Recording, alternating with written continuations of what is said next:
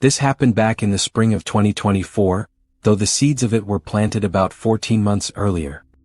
I've spent the better part of 15 years working as a federal cartographer. It's a quiet, unremarkable career, the kind of job people forget exists until they need a property line disputed or a topographical map updated.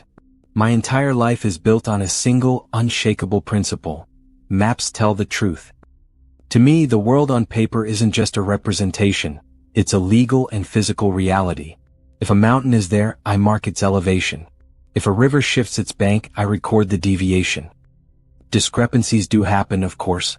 Usually it's something boring, a clerical error, a missing digit in a coordinate string, or an unfiled amendment from a county clerk who retired 20 years ago. You find the mistake, you correct it, and you move on. But what I found sitting at my desk on a Tuesday morning wasn't a clerical error. It was something that, quite literally, should not have been possible. I was performing a routine cross-reference of satellite imagery against our national hydrography dataset. I had a high-resolution capture from 14 months ago pulled up on my left monitor.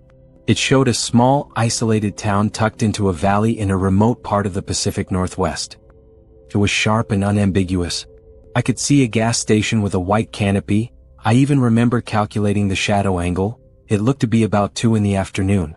There was a church with a modest steeple, about 40 residential parcels arranged in a clean, logical grid, and a flat-roofed building that looked like a mid-century elementary school. 13 structures in total.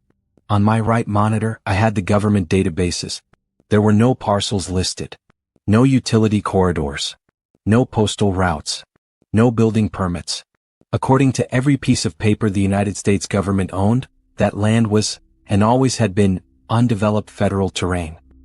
I sat there for a long time, the hum of my office computer suddenly feeling very loud in the silence. A town that existed on camera but nowhere else. I didn't tell my supervisor the truth. Not yet. I just told him I was heading out for a routine field verification to check some anomalous readings near the county line. I packed my gear, hopped in my truck, and started the 4-hour drive into the wilderness. The drive was mundane at first. I listened to a true crime podcast, watched the pine trees blur past, and sipped on lukewarm gas station coffee. But as I turned off the state highway and onto a narrow gravel track, the exact track visible in the satellite image, the atmosphere started to shift. About 2 miles in, my truck began to act up. It wasn't a mechanical failure, exactly. It was a vibration, a low-frequency shudder that seemed to be coming from the ground itself rather than the engine. It was subtle, but it made my teeth ache. I decided not to push it.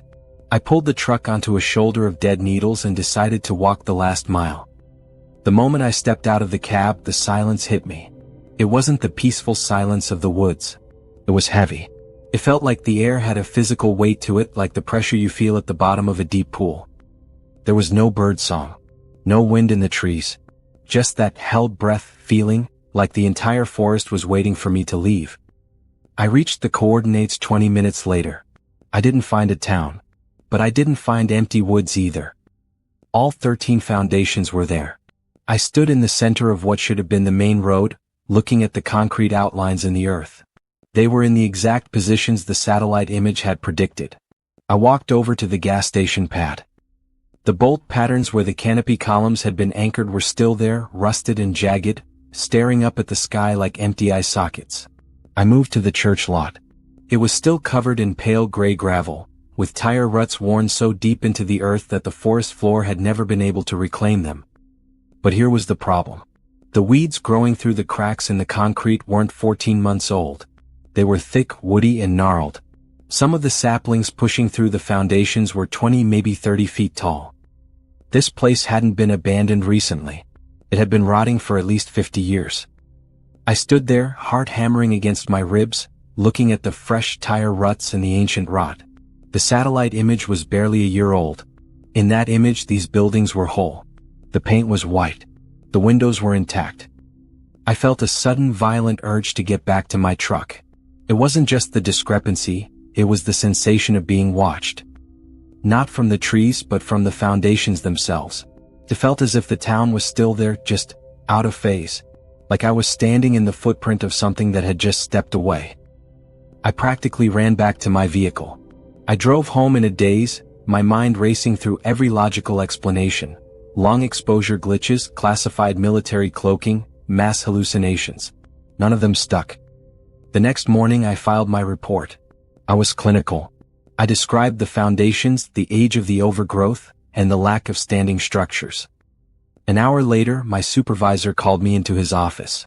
He didn't ask me to sit down. He didn't even look up from his desk.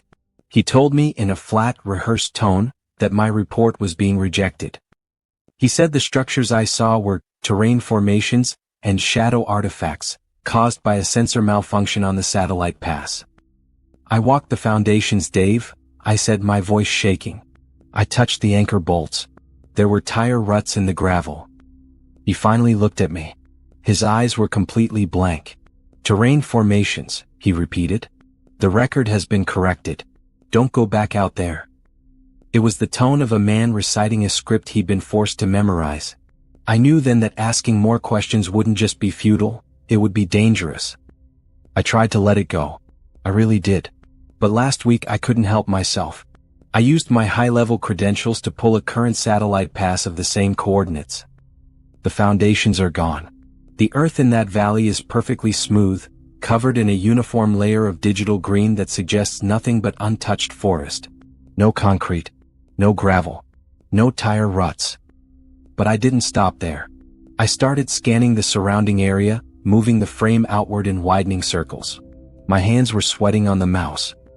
At the very edge of the frame, about 15 miles to the northeast of the original site, the capture boundary cuts off a section of a new valley. It's a place that should be empty, deep in the heart of a national park. And there, almost outside the image entirely, is a white canopy. It's casting a sharp shadow onto the ground at roughly 2 in the afternoon. Next to it is a church steeple. And next to that, the beginning of a clean residential grid. I haven't slept much since then. I've been spending my nights with a calculator and the 2 images, trying to determine the town's speed. I'm trying to figure out if it's moving away from civilization, or if it's heading toward a populated area. But what really keeps me up, what makes me jump every time I hear a floorboard creak in my own house, is a thought I can't shake. If that town can move 15 miles in a year, and the government is willing to erase the map to hide it, how do I know the street I'm living on today will be in the same place tomorrow? And more importantly, if the town decides to move again, what happens to the people who are inside the houses when it does? I'm still checking the satellites every morning. And every morning, the shadow of that canopy is just a little bit closer to the edge of the frame. I think it's looking for somewhere new to stay.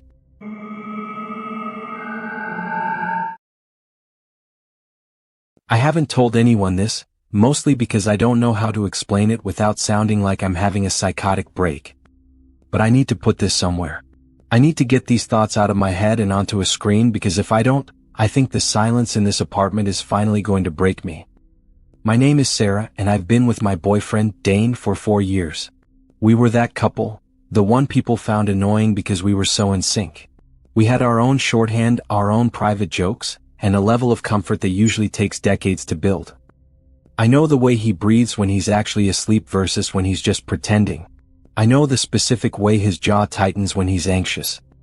I'm telling you this so you understand that I'm not just being paranoid. I know this man better than I know myself. And right now, the man sitting in my living room is absolutely terrified of me. It started 11 days ago, right after we got back from a section hike on the Appalachian Trail. Dane had been planning this for over a year. He's an experienced hiker, but I'd never done anything longer than a weekend trip. We decided to do a 200-mile stretch starting in Virginia. He was so excited he could barely sit still the week before we left. He'd spend hours laid out on the living room floor, meticulously weighing his gear, checking his water filters, and talking about the views from the ridges. The first 2 weeks were, honestly, some of the best days of my life. It was grueling physical work, but there was something incredibly peaceful about the routine. We'd wake up with the sun, hike until our legs burned, and then find a clearing to set up camp. At night, we'd sit outside the tent, eating dehydrated meals and looking at stars that felt close enough to touch. There were no phones, no work emails, just the sound of the wind through the pines and the steady rhythm of our boots on the dirt. I felt a connection to him out there that was deeper than anything we'd felt in the city. But then came the third week. I can't point to a specific moment where things went wrong, but the atmosphere changed. It wasn't a visual change, the trail looked the same, the trees were the same, but the air felt different. It felt heavy. It was like the barometric pressure had dropped so low it was physically pressing against my chest. The woods, which had felt welcoming and alive, suddenly felt expectant. Like they were waiting for something to happen. Dane felt it too. He stopped pointing out the hawks and the interesting rock formations. He just hiked. His eyes were fixed about 10 feet ahead of him on the trail, his jaw set so tight I could see the muscles pulsing. On the fourth night of that week, I woke up around 3:15 a.m. The woods were unnervingly silent. No crickets, no rustling leaves, just a flat, dead quiet. I reached out to touch Dane's sleeping bag, but it was empty. I unzipped the tent, the sound of the zipper feeling like a gunshot in the silence. I found him standing about 20 feet away, right at the edge where the campfire light faded into the absolute black of the tree line. He was just standing there, perfectly still, staring into the dark. "Dane?" I whispered. He spun around so fast I actually stumbled back. For a split second, the expression on his face wasn't one of recognition. It was pure, unadulterated shock, the way you'd look if you saw something that shouldn't exist. I just needed the bathroom," he said, his voice sounding thin and brittle. We went back to the tent, but neither of us slept. I lay there in the dark, listening to his breathing. It was fast and shallow. I realized then that he wasn't just jumpy, he was listening for something. And he was making sure he stayed between me and the tent door. We finished the hike 2 days later and drove home in a silence so thick it was suffocating. I kept telling myself that once we were back in our apartment, surrounded by our things and our normal life, he'd snap out of it. But he hasn't. Since we've been back, it's like I'm living with a stranger who is trapped in a house with a predator. He flinches whenever I get too close. Last Tuesday, I came into the kitchen while he was doing the dishes. I reached out to put my hand on his shoulder, just a normal, affectionate gesture, and he made this strangled, guttural sound and practically jumped across the room. He apologized immediately, claiming he was just in his head, but he wouldn't look me in the eye. His hands were shaking so hard he had to put the plate down. Then there's the sleeping situation. Dane has started locking the bedroom door at night. We share that bed. Or we're supposed to. For the last 6 nights, I've woken up on the living room couch at 4 a.m. I have no memory of getting up. I have no memory of leaving the room. But every single time the bedroom door is locked from the inside. When I knock, Dane opens it after a long pause. He looks exhausted, his eyes bloodshot and sunken. "You were sleepwalking again," he'll say. He says it with this terrifyingly gentle tone, the way you talk to someone who is mentally unstable or dangerous. I asked him last night to just tell me the truth. We were sitting at the kitchen table, and I begged him to tell me what I had done on that trail to make him look at me this way. He sat there for a long time, his fingers tracing the wood grain of the table. "You haven't done anything," he finally said. He reached across the table and squeezed my hand, but he let go almost instantly as if the contact physically pained him. "I'm just tired, Sarah. Really." After dinner, I went into the bathroom to wash my face. I stood there for a long time just staring at myself in the mirror. I looked normal. A little pale maybe, and I'd lost some weight on the trail, but it was me. I turned on the cold water and splashed my face, keeping my eyes closed for a few seconds to let the chill sink in. When I opened my eyes and looked back at the mirror, I froze. I was smiling. But I wasn't. My mouth was closed. My face was neutral. But for a fraction of a second, my reflection was wearing a wide, fixed, toothy grin. It wasn't a happy smile. It was the kind of smile something wears when it's trying to mimic a human emotion it doesn't actually feel. It was patient. It was cold. And then just like that, it was gone. It was just my reflection again, looking back at me with wide, terrified eyes. I tried to tell myself it was the fluorescent lighting. I tried to tell myself it was a visual hallucination brought on by the stress of the last week.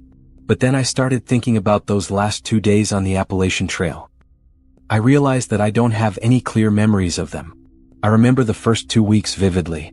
But those last 48 hours are just flashes. I remember a strange, metallic taste in the back of my throat. I remember the sound of something heavy moving through the brush parallel to the trail, staying just out of sight. I remember waking up in the middle of the woods one night, miles from our camp, with dirt packed under my fingernails and no shoes on. I've been trying to convince myself that Dane is the one who is sick, that he saw something out there that broke his mind. But then I think about that smile in the mirror.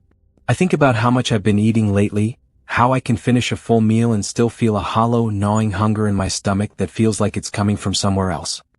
And I think about the dreams I've been having. I'm back in the woods, but I'm not hiking. I'm running on all fours through the undergrowth. I'm watching a tent from the shadows. I'm watching a man sleep and I'm waiting for the zipper to open. I'm sitting in the dark right now while Dane is in the bedroom. I can hear him moving furniture. He's pushing the heavy dresser in front of the door. He's not trying to keep something out of the room. He's trying to stay away from me. And the worst part, the part that makes me want to scream, is that a part of me, a quiet, growing part deep inside my chest, thinks he's making the right choice. I'm going to try to sleep on the couch tonight. I've tied a bell to my ankle to see if I really am sleepwalking. But as I sit here in the dark, I can feel that hunger starting again. And I keep thinking about how easy it would be to just stop fighting it. I don't know what came back from the mountains. I just know that when I look at the bedroom door, I don't feel love anymore. I feel like I'm waiting for an opening.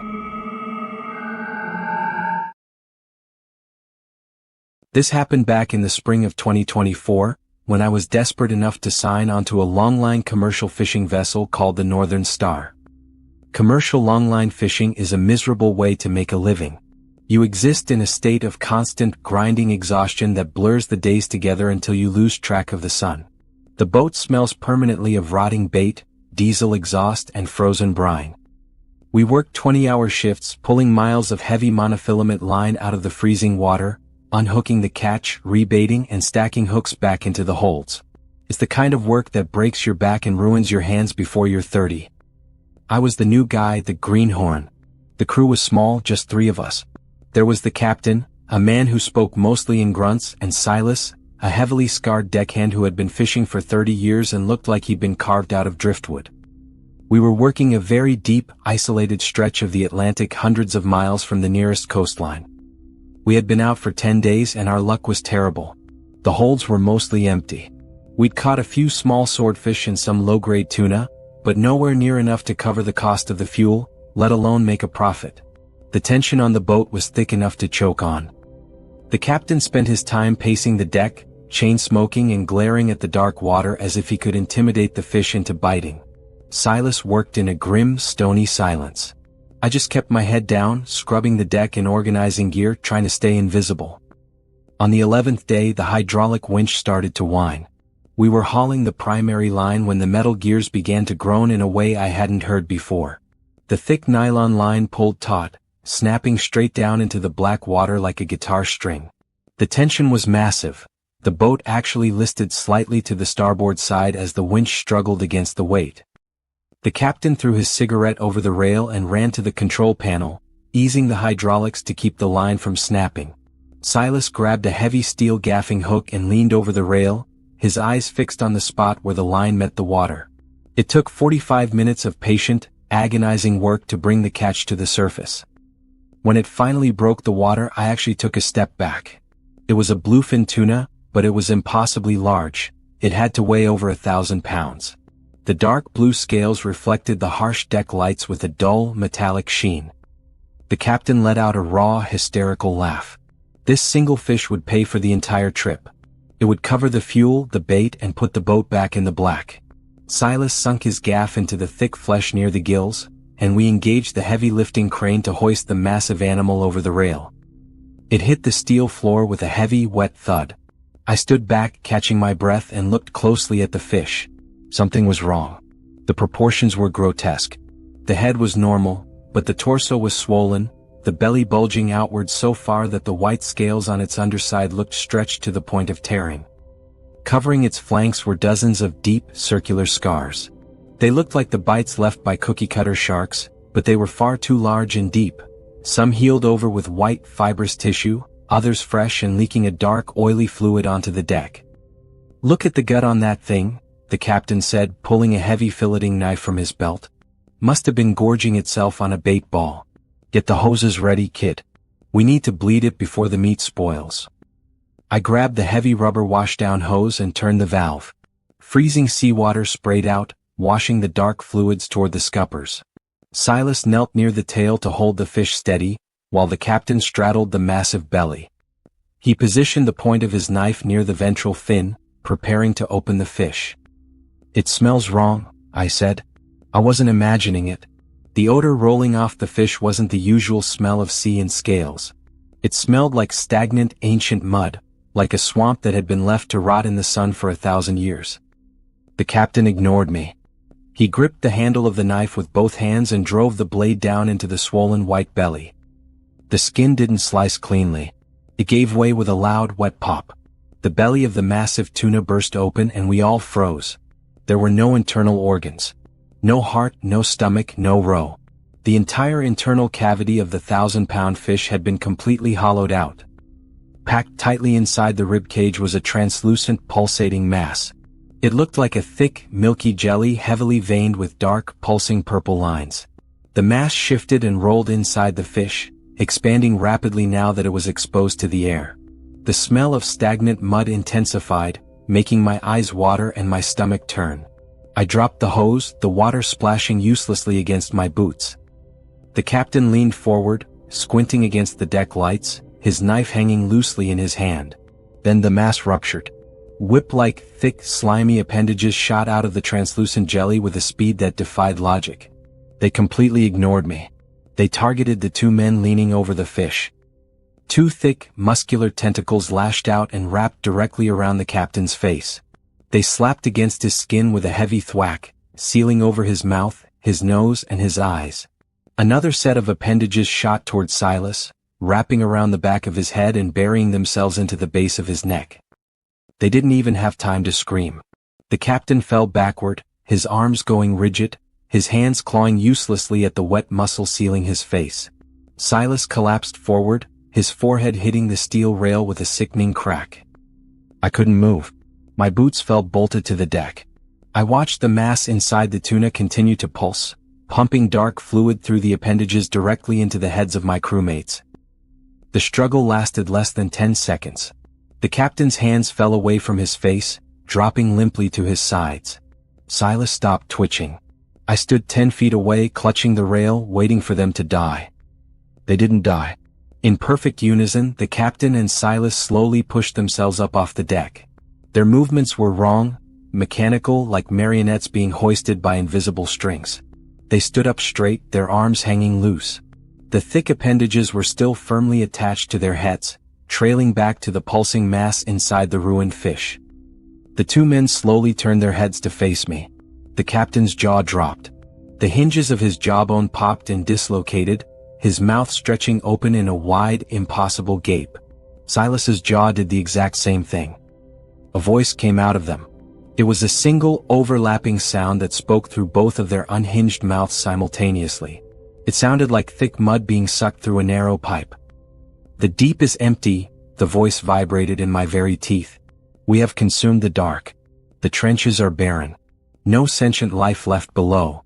I pressed my back hard against the metal railing, my hands shaking violently.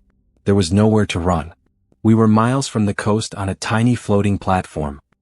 "We require the shallows," the voice continued. "We require the feeding grounds where the warm meat gathers. You know the way." The mass inside the tuna pulsed, glowing slightly. "You will steer this vessel to the closest port," the voice commanded. "If you perform this task, your biology will be spared. You will be permitted to leave the vessel before the feeding begins.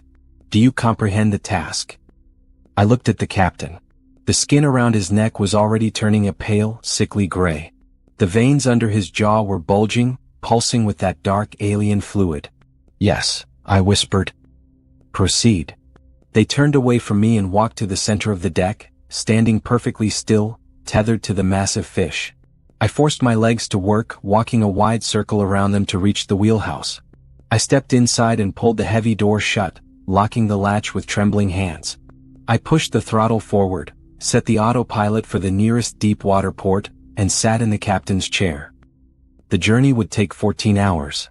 I sat in the dark, watching the deck through the reinforced glass. For the first few hours they just stood there. But then the digestion process began. I watched, horrified, as the captain's uniform began to hang loosely on his frame. His body mass was shrinking.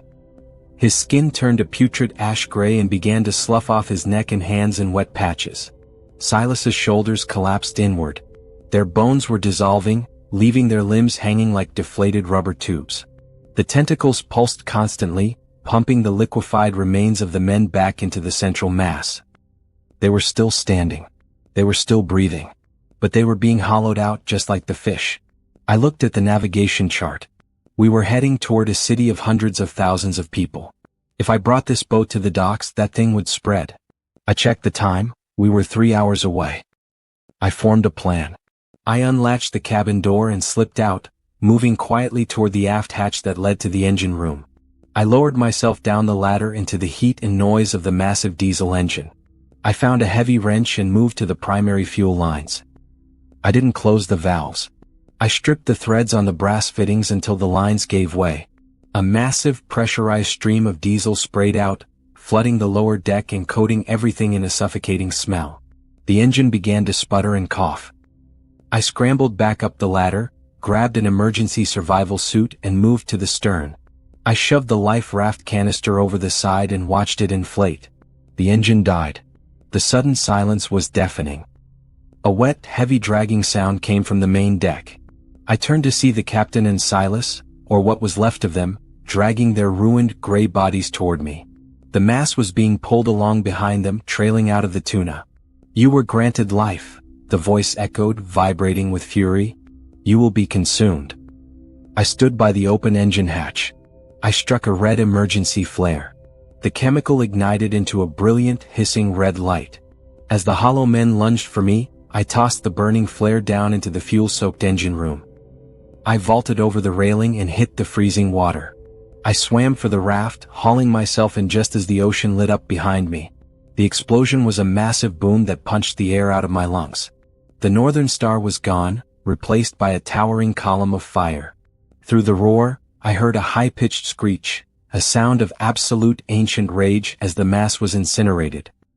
I drifted for 3 days before a trawler spotted me. I told them it was an engine fire, a rogue wave, a tragic accident. They believed me. I'm back on land now. I have a job in a warehouse miles from the coast. But sometimes when I'm lying in bed, I think about the scars on that fish. They weren't from sharks. They were from other things down there, things that were trying to eat the mass before it ate them. I think about the voice. The deep is empty. Every time I see the ocean now, I don't see water. I see a dark, hollow room. And I can't help but wonder if I really destroyed it, or if I just gave it a reason to come looking for me.